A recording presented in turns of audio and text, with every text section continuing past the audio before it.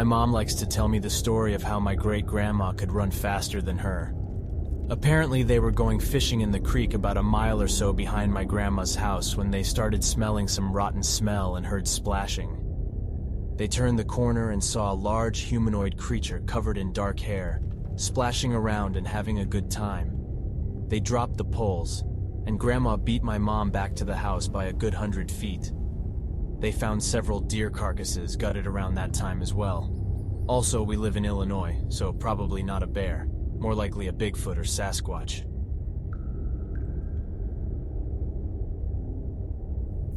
For our anniversary, my wife and I rented a cabin around Divide, Colorado. On our last night there, it started to snow. We were laying in bed and clearly heard footsteps on the front porch of the cabin. I'm a believer in Bigfoot, so I looked out the window, but there was no sign of anything. No prints in the fresh snow either. I laid back down, and it happened 2 more times. Each time I looked out the window, there was nothing. After that, we heard a wrestling noise coming from the roof. That happened a few times, but I didn't dare go outside to look and see what the hell it was. They sounded heavy.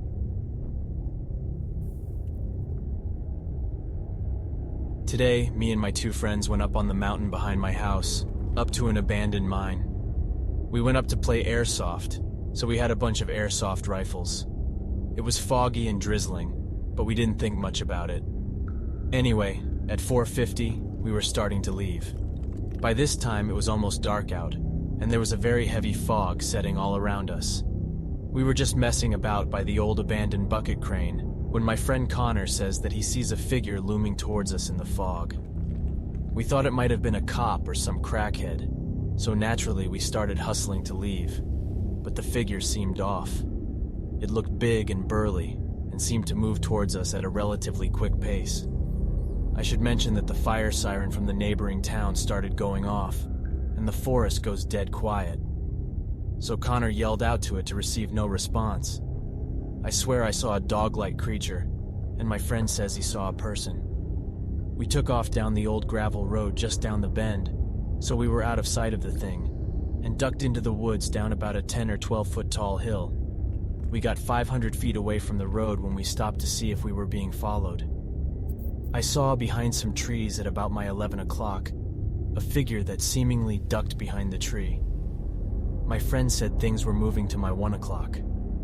They said they heard screaming, almost like wailing. However, I heard a dog's bark. We slowly started back and eventually got to an ATV trail where we found a path down to the street. We sprinted down the path and eventually hit the road, where my friend said it was following us to the road, where once we were a block away, through the fog and in the middle of the road, I saw the dog sitting, looking at us. But my friends claim to have again seen a person. My question is, what the hell was that? A skinwalker, perhaps? We live in eastern Pennsylvania, so I think that's unlikely. Any suggestions as to what it could be would be appreciated.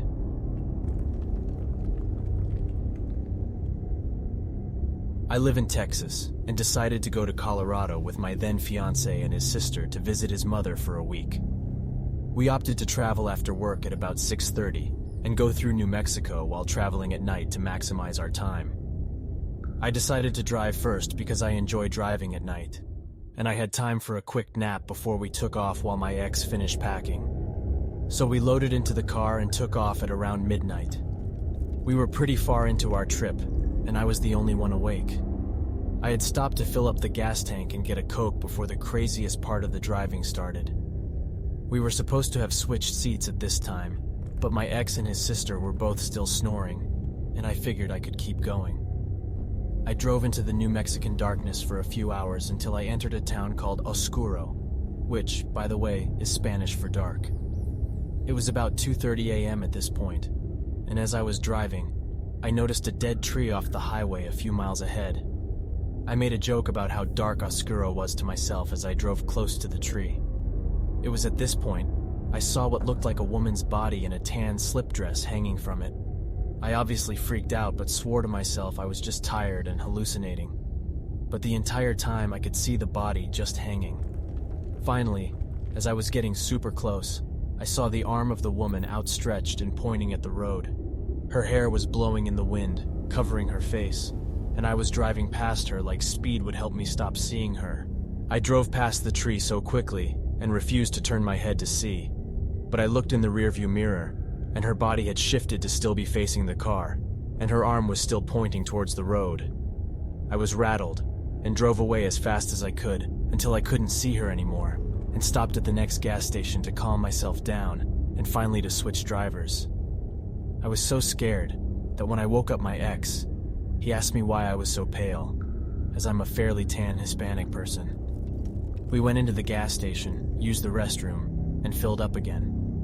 My ex ended up saying he wasn't feeling well, and I offered to drive again, even though I was still very uncomfortable with the idea. His sister refused to wake up when we nudged her, so I was out of luck. The last weird thing that happened that night was while everyone was still sleeping at exactly 3:03 a.m. for 3 minutes in New Mexico, the road got covered in a fog that was so thick I couldn't see 3 feet in front of me. I was way too spooked not to wake up my passengers this time, but they ended up seeing it as well, and were very confused by how, in the desert during a reasonably warm night, there's fog so thick you can't see a body of water nearby for 3 minutes, and it just completely vanished after that. Anyway, I got us to my ex's mom's house and refused to drive the way back. But once again, I was forced to once the week was up, and this time, while passing the same tree, there was nothing there. I have no idea how to explain it, and I wouldn't call myself a skeptic, but I also have never seen anything like this before.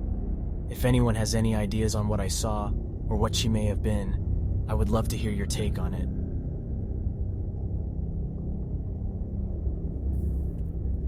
One of the stories my boss out here told me involves some sketchy folk from Prince George back in the 70s. One of them was looking for some mining gear to steal so they could clean jump a site a few kilometers down the road. My boss went down this forgotten path into a clearing with 2 ancient bulldozers and a small cupboard. The rest went to the bulldozers to see if they ran, while my boss went to the cabin and was greeted by a skeleton lying in bed with a bullet hole in his head.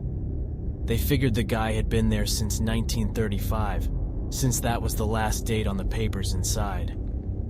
I went to the same cabin with him a few weeks back, but the place had been burned down by quad bikers.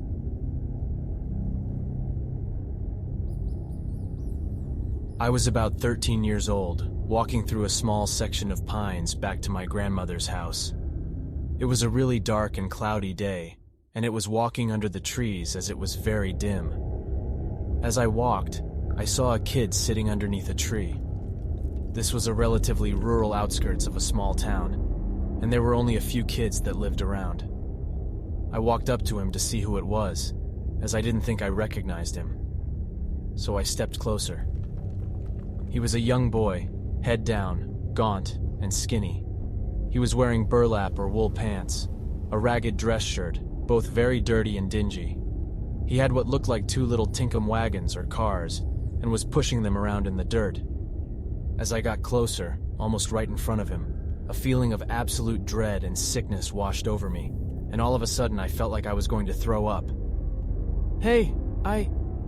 kind of started. He looked straight up at me, and I froze like a stone, ice cold. In one quick move, he grabbed up his wagons and jumped to his feet and circled around the back of the tree. It was quiet. I felt fine all of a sudden. I walked up to the tree, and he was gone.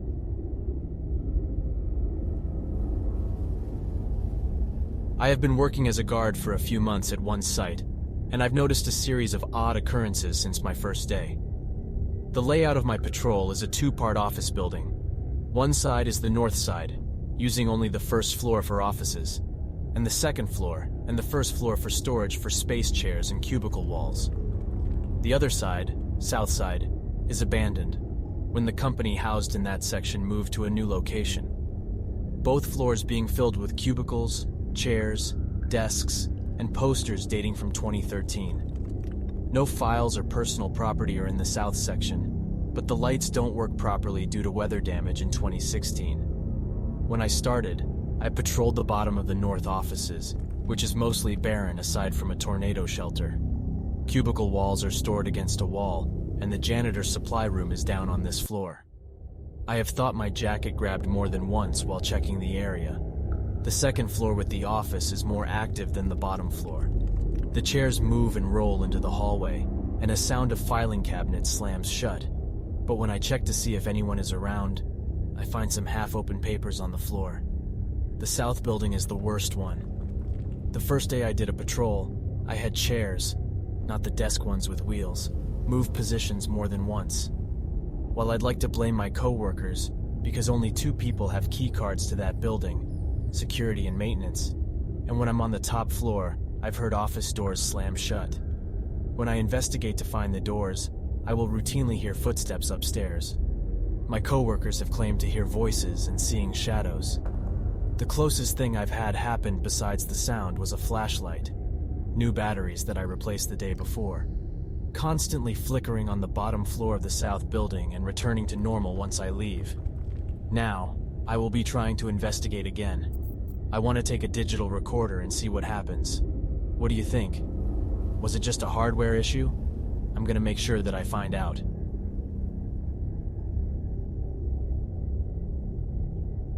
I'm not convinced there is an afterlife or such a thing as ghosts or demons, but I once saw something in the woods that felt so unnatural, it made me second-guess how I see the world.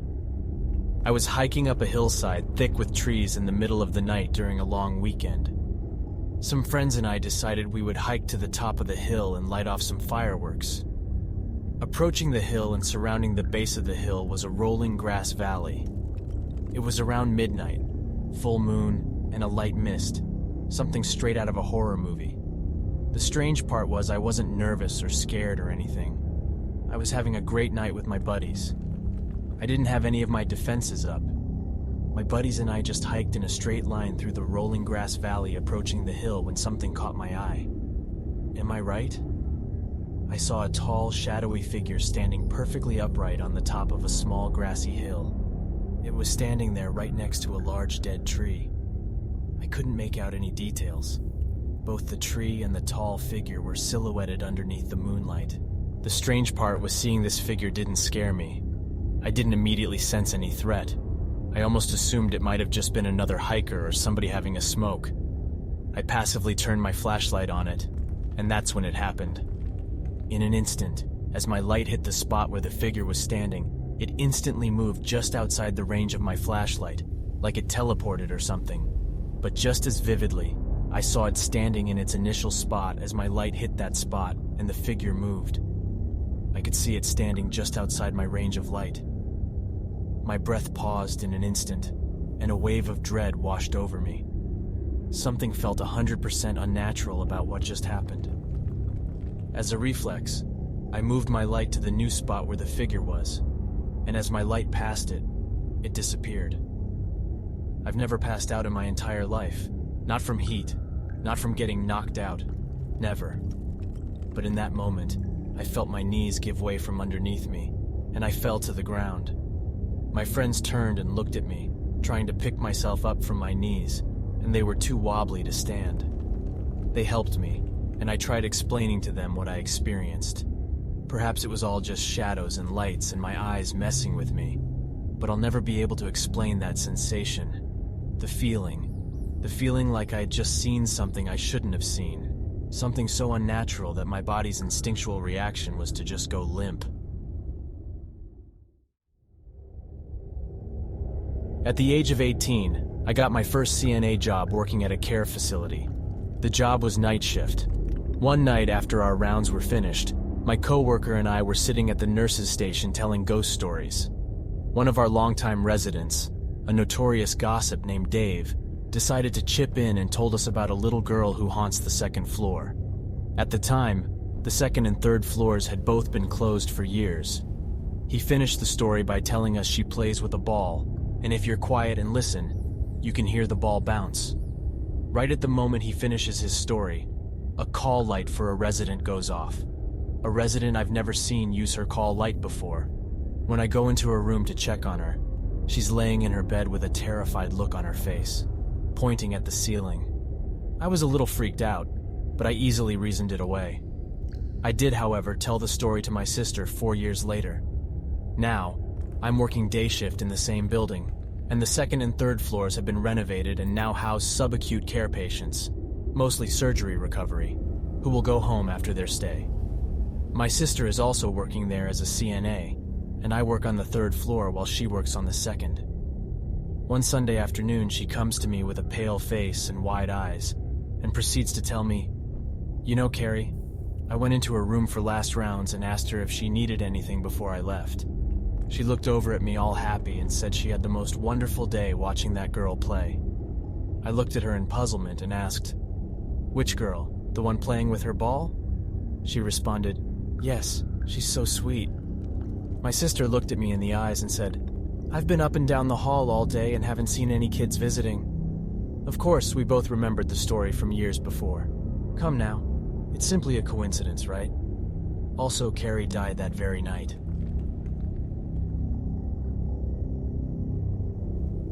I was camping in the Florida Keys one winter. I managed to survive their large snakes and even larger alligators, as well as the scorpions, which would get into my shoes at night. But one experience that I shall never forget was when my campsite was next to an old rock quarry, which had filled with water and made it a good place for swimming and getting water.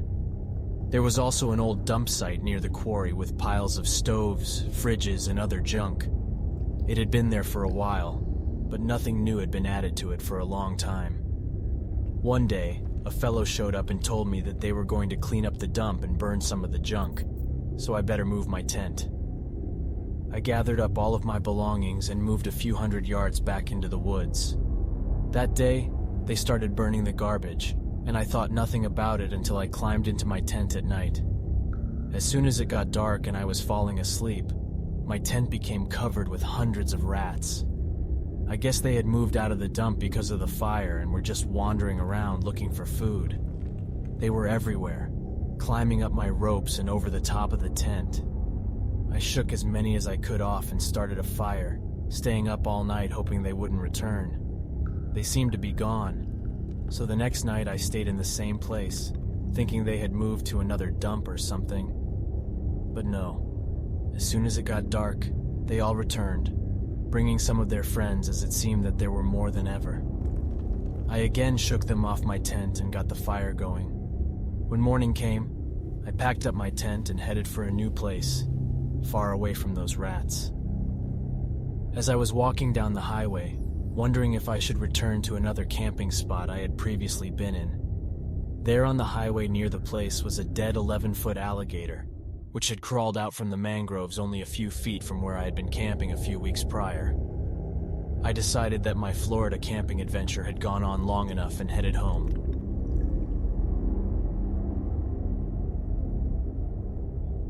I worked at a forensic state facility that housed mentally disabled men who were unable to stand trial. My shift was from 9:30 p.m. to 6:30 a.m. I thought it was funny that a lot of my coworkers were into the ghost stories, but I learned real quick that all you could do was laugh at things you couldn't explain. One night, I was sitting in a chair in the doorway of my one-to-one client. His room was the last room of the hallway near the exit door, so it was dark on that side of the hall when the lights were off. I had seen a dark sort of figure under the exit sign that was placed above the exit door. I stared at it for about a minute, trying to register what I was actually seeing before I could get through my head that this was something unusual. The figure rushed towards me, causing me to jump and fall out of my chair. I laughed because I thought I looked silly on camera, as there were cameras covering every inch of the hallway. I also joked with other coworkers, saying I was part of the ghost story gang. That same night, I was in the chart room at around 4:30 a.m. to file observation notes of the residents in the chart book. The books were really heavy and weren't easy to tote around. After I filled all the charts, as we had 12 residents on my hall, and put the books back on the shelf, they flew off the shelf as if they were being thrown and landed in the middle of the room. At that time, I was more upset than concerned, because it was a long and hellish night, and I had to just put those books up. There were other instances when I had seen things I couldn't explain. One instance was when I had seen a headless figure standing at the end of the hallway, the same spot where I had seen that shadow. I thought it was a resident at first because he was wearing a white t-shirt, blue basketball shorts, and white sneakers. He resembled another resident who lived on a different hall, as he was the only individual on campus that was close to 7 foot and nearly 400 pounds. I walked towards it, calling the individual's name, but got no reaction from the figure.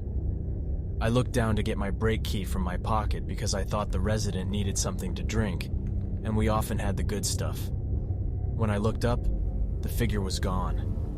There were other times when the shadows would be out, and I noticed it was usually when our residents were asleep in the room. Most of the night, I told my new coworker about all I've seen on my hall, and she laughed, saying I was just as crazy as the other people on the night shift. The next night after that conversation, she was to work a shift on her own. Now, after that night, she demanded to be moved to another location. I was curious about her transfer and went to read the observation and hall notes from the last night she worked. It said, 4:30 a.m., all residents asleep in their beds throughout the night. I guess they didn't like the new girl's sense of humor. Hey there, hope you enjoyed these stories. If you can, please like and subscribe. I would appreciate it. See you next time.